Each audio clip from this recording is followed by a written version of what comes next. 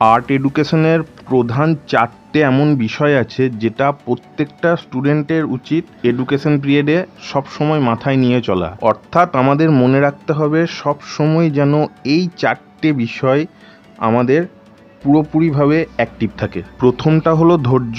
প্রচুর ধৈর্য চাই, ধৈর্য হারালে চলবে না।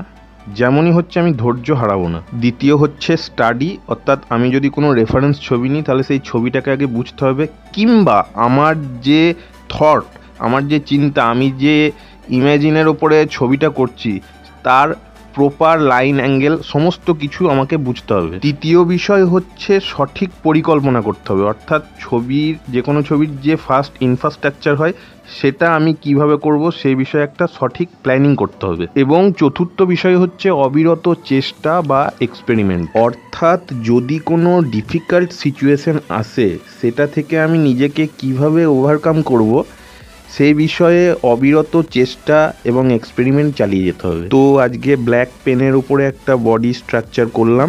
যদি ভালো লাগে লাইক করে দিও এবং সুন্দর একটা কমেন্ট করে দিও।